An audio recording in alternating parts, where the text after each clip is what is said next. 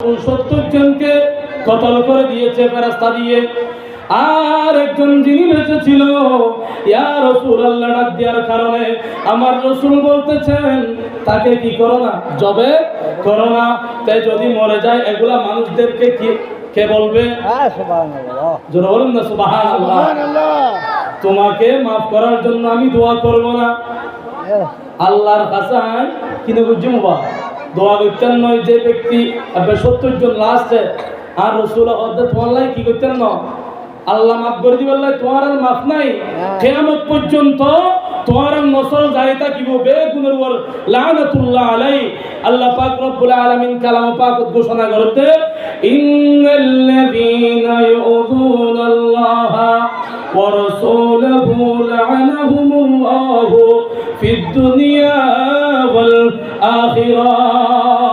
কিয়ামত পর্যন্ত ওই ব্যক্তির উপর লানত, জোরে সুবহানাল্লাহ। ওই ব্যক্তির উপর কিয়ামত পর্যন্ত লানত।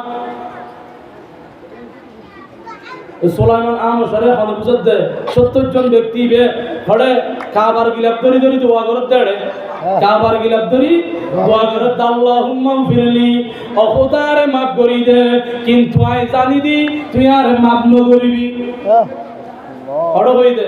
আর ওই 70 জন ব্যক্তি বে সুলাইমান আমসারে এই ঘটনা এম বর্ণনা দিই রাই মাগরিবের পর তো আলোচনা এম বললেন, জোরে আল্লাহ সুবহানাল্লাহ।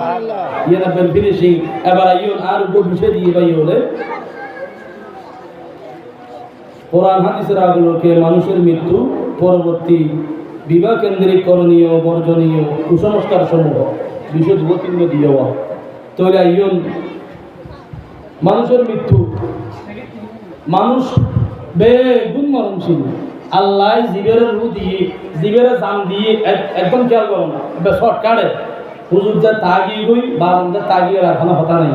হুজুর আইয়ের মন কিছু হতা মারারে যাতে বিষয় দিয়ে আল্লাহ পাক রব্বুল আলামিন কালামে পাকের মধ্যে ঘোষণা করেন, কুল্লু নাফসিন যায়িকাতুল মাউত। আল্লাহ পাক রব্বুল আলামিন কালামে পাকের মধ্যে ঘোষণা করে দেন প্রত্যেক প্রাণীকে মৃত্যুর স্বাদ গ্রহণ করতে হবে। জোরে বলি না সুবহানাল্লাহ। আর কোনো বাঁচে থাকবে জন্য দুনিয়ার বাঁচে থাকিবে আসেনি নয়, যেহেতু আর তুম জন্ম করিব, যেহেতু আর যে হায়াতান আল্লাহ পাক রব্বুল আলামিন আর দিয়ে মার ফেড়তুন আসি পর্যন্ত বালাগতুন দুনিয়ার শেষ নিয়াজ ত্যাগ পর্যন্ত যে হায়াতান আল্লাহ তাআলা আর দিয়ে ওই হায়াতানের মধ্যে আল্লাহর হাম গরম করিব না। মওতের আগে আগে যদি আরা আহলে বাইত রাসূলের মোহাব্বত অন্তর ধারণ করি নফারি তাহলে আরা দুনিয়ার বাঁচিতাইও ফায়দা নাই, লাভ নাই। এহতাল্লাহ আর যে বিষয় দিয়ে বলল নাফসিন যায়িকাতুল মাউত, প্রত্যেক প্রাণীকে মৃত্যুর স্বাদ গ্রহণ করিব। শুধু তাই নয়, আল্লাহ পাক রব্বুল আলামিন আয়াতুল মধ্যে বলেন, ইখরিজুল হাইয়্যা মিনাল মাইয়িতি ওয়া ইখরিজুল মাইয়িতা মিনাল হাইয়্যি ওয়া ইহয়িল আরদা বা'দা মাউতিহা ওয়া কাযালিকা তুখরাজুন। সুবহানাল্লাহ। আল্লাহ পাক রব্বুল আলামিন কালাম পাকের মধ্যে ঘোষণা করতে, ইখরিজুল হাইয়্যা, তিনি মৃত থেকে জীবিত বের করেন, মৃত থেকে জীবিত বের করেন। একটুখানি খেয়াল করুন কেমনে মৃত থেকে জীবিত বাইর করে। গৌস পাক আব্দুল কাদের জিলানীর কথা আপনাদের মনে আছে, যে গৌসিয়া কমিটি ভাইরা আজকে মাহফিল করতেছে, তাদের গৌস পাকের শান জোর বলি না সুবহানাল্লাহ। গৌস পাক শুধু একটা বাবা কথা বলেছিল, সেই কারণে অনেকগুলাকে মেয়েকে সন্তান বানিয়ে দিয়েছিলেন। জোর বলি না সুবহানাল্লাহ। মরাকে জিন্দা করতে পারে এই ক্ষমতা দিয়েছেন কে? আল্লাহ। এই বিশ্বাস আছে কিনা? আছে। আল্লাহ তাআলা আমাদেরকে বুঝার তৌফিক দান করুক, সবাই বলে আমিন। আল্লাহ চাইলে মৃতকে কি করতে পারে? জীবিত করতে পারে। শুধু তাই নয়, জীবিত থেকে আবার মৃত বের করতে পারে। অনেক মা মরে গিয়েছে, পেটের মধ্যে বাচ্চা আছে না নাই? এরকম অনেক ঘটনা আমরা দেখেছি। পেটের মধ্যে বাচ্চা থেকে গিয়েছে, কবরের মধ্যে শোয়াই দেওয়ার পরও ওই মা থেকে ছোট মাসুম বাচ্চা দুনিয়ার মধ্যে জীবিত আল্লাহ তাআলা এনে দিয়েছেন। জোরে বলি না সুবহানাল্লাহ। তাহলে আল্লাহ চাইলে মরাকে জিন্দা করতে পারে আর জিন্দাকে মৃত করতে পারে। জোরে বলি না সুবহানাল্লাহ। শুধু তাই নয়, ও আমার মুসল্লিরা, আলেমে বরজখ আমরা যখন মরে যাব, আমরা যখন দুনিয়ার জমিন থেকে মরে যাব, সর্বপ্রথম মঞ্জিল দুনিয়া থেকে যাওয়ার পরে আখিরাতের সর্বপ্রথম মঞ্জিল হচ্ছে কোথায়? খবর। এই বিষয়টা আইবেলাই ক্লিয়ার হইলাই। সর্বপ্রথম মঞ্জিল হলে খবর। ওই কবরের মধ্যে আর তুনজন ভরিব কি না ভরিব? এই কিছুদিন আগে, কয়েকদিন আগে চরণদ্বীপ দরবারের মুরিদ কিন্তু 9 মাস 13 দিন পর নমাজ, এই নামাজ 13 দিন পর যেতে খবর তুললি দেহে দে পুরা শরীর কি আছে অক্ষত একখান খবর পর্যন্ত নছিল। পানি ফোয়ারে স্বপ্ন দেখার বড় বড় দেখার ছোট বড় দেখার, কিন্তু ওই ফোয়ারে স্বপ্ন দেখানোর বাদে বুঝলো ওটা কি তরিকের বাইও করে নাকি যেতে ওই খবর হরণ করছি দেহে দে বাপর লাশ একখানা করে দেখো না বলিয়াল কেরামতি নিলেওয়া বলিয়াল কেরামতি আল্লাহ বুঝবে তৌফিক দাও। আমিন। সালাতুনিয়া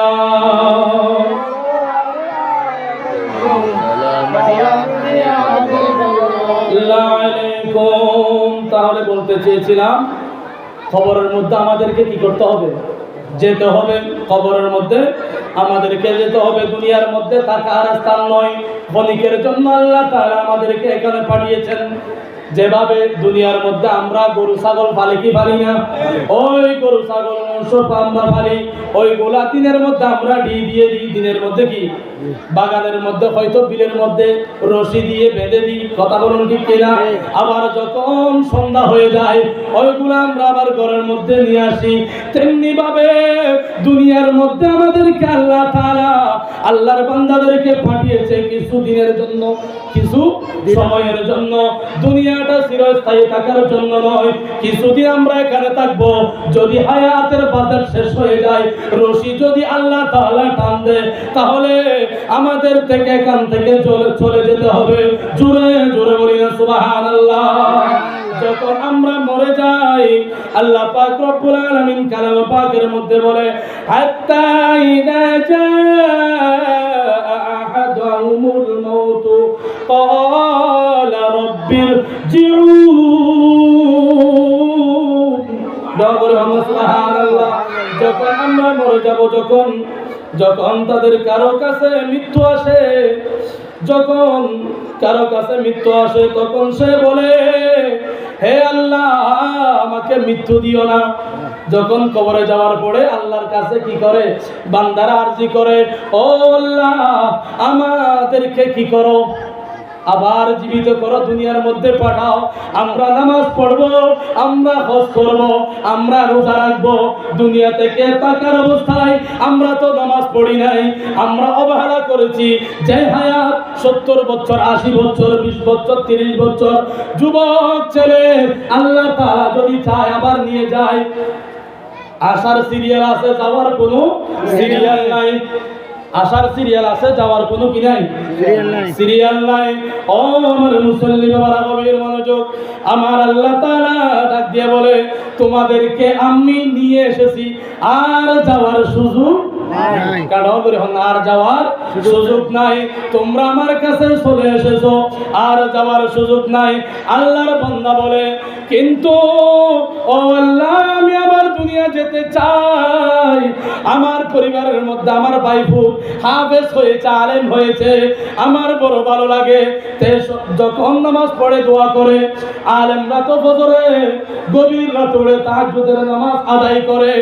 ওই ভাইপু যখন আলেম হয়েছে, জামিয়ার মধ্যে পড়েছে, কিন্তু সুন্নি মাদ্রাসার মধ্যে দিয়েছে, আলেম হওয়ার পরে হাফেজ হওয়ার পরে যখন দোয়া করে, আমার চাচা দুনিয়ার জমিন থেকে চলে গিয়েছে, তার কবরের মধ্যে সওয়াবগুলো পৌঁছে দাও, এই বলে যখন দোয়া করে, ওই চাচা আল্লাহর দরবারে কি করে?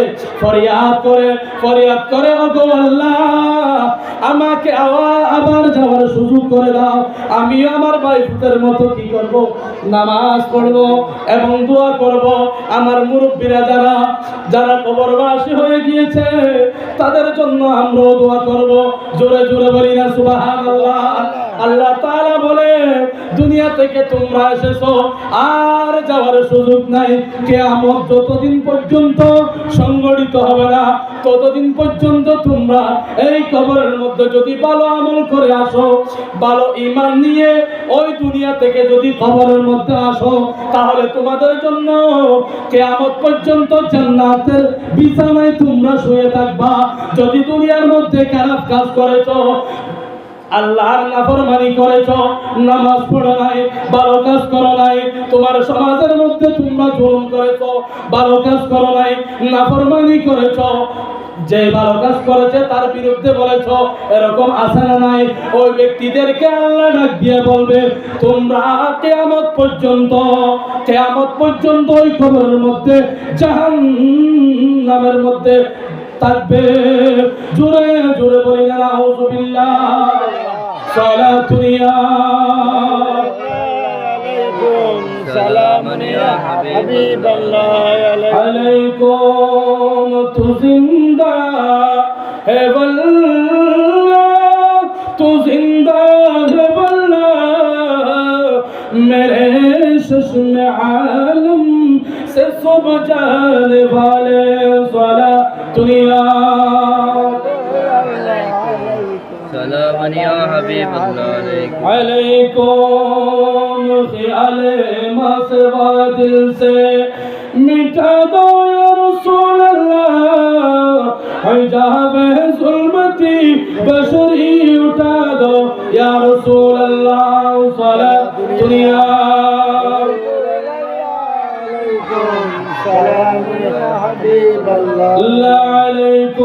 তাহলে বলতে চেয়েছিলাম যারা পাপী দুনিয়ার মধ্যে ভালো কাজ করে নাই তাদের আমলনামা থাকবে সিজ্জিন। কোথায়? সিজ্জিনের মধ্যে। শুধু তাই নয়, ও আমার আশিক রাসূল বাবারা, আজকে যে মাহফিল সাজিয়েছে আহলে বাইত রাসূলের মুহাব্বতে মাহফিল সাজিয়েছে, এই মাহফিল মুহাব্বত সহকারে যারা শুনবে, আহলে বাইত রাসূলের মুহাব্বত নিয়ে দুনিয়ার জমিন থেকে যারা যেতে পারবে তারা জান্নাতি। জোরে বলে সুবহানাল্লাহ। আল্লাহুম্মা সাল্লি সাইয়্যিদিনা মুহাম্মাদ ওয়া আলি সাইয়্যিদিনা মাওলানা মুহাম্মাদ। আল্লাহুম্মা সাল্লি আলা সাইয়্যিদিনা মুহাম্মাদ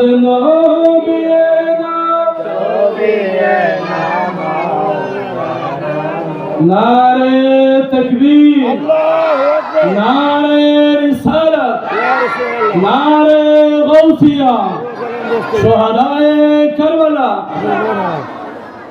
हुजूरुल हाज अल्लामा मौलाना सैयद मोहम्मद शौकत হোসেন রেজভী সাহেব হুজুর আমাদের মাঝে উপস্থিত হয়েছেন। আমরা খুশি না বেজা? খুশি।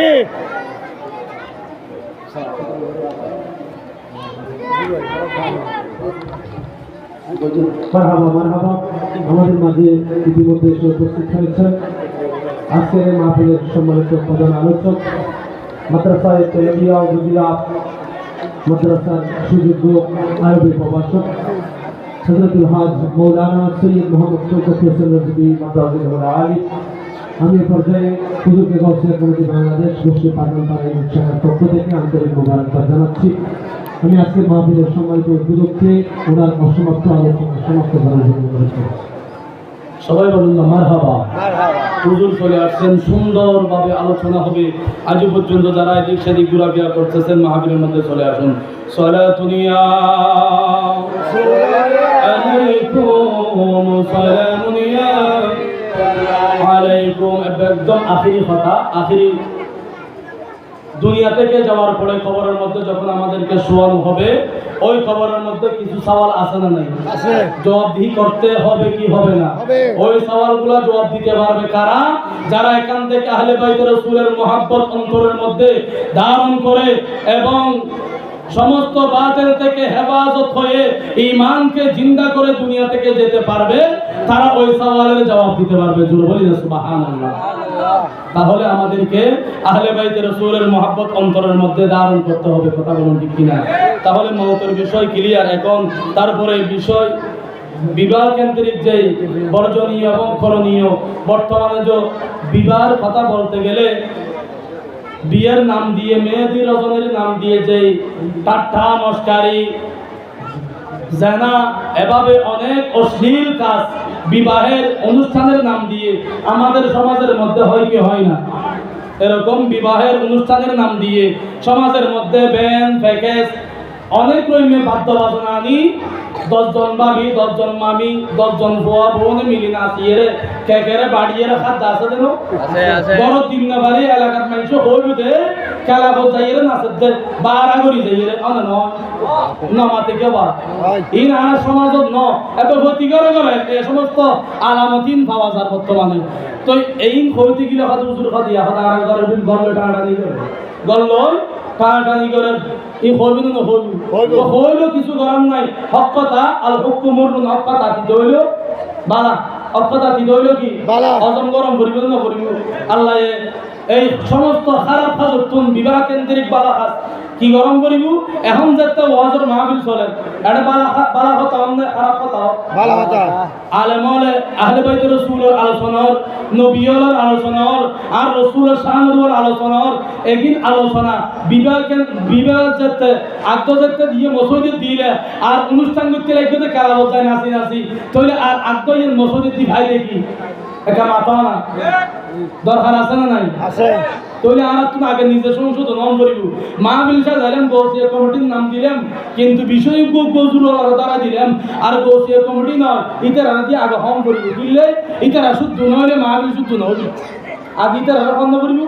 গৌসিয়া কমিটির ফল যারা বিয়ে করিবে তার মধ্যে এ সমস্ত কিন্তু তুন আল্লাহ এই গৌসিয়া কমিটির ভাই হেফাজত করো, সুন্নতি ভাবে বিয়ে অনুষ্ঠান করিবে তৌফিক দান করো, আমিন। এখন নাতে রাসূল চলে না চলে ইতারা মাহফিল দিবে হুজুররে মুশারা মাহফিল খাদিরি এবং আলোচনা ওয়াজের মাহফিল দিবে। ইনে তোরাই ভালো কথা স্বামী স্ত্রীর মহব্বত কিভাবে বাড়িব এই হুজুররে যাতে হাদিসে পাক তেলাওয়াত করি করে আলোচনা করিব, তাহলে ওই স্বামী স্ত্রীর দাম্পত্য জীবন সুখী হইব। বলি হন সুবহানাল্লাহ।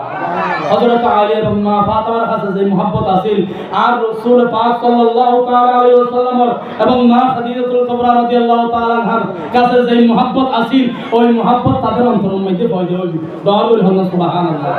আল্লাহ ইয়ারারে এই বিষয় যেতে দিয়ে বিষয়ের উপর বিবেকন কথা আর আমল করিবে তৌফিক দান করো, আমিন। আখির দাওয়ানা আলহামদুলিল্লাহি রাব্বিল আলামিন।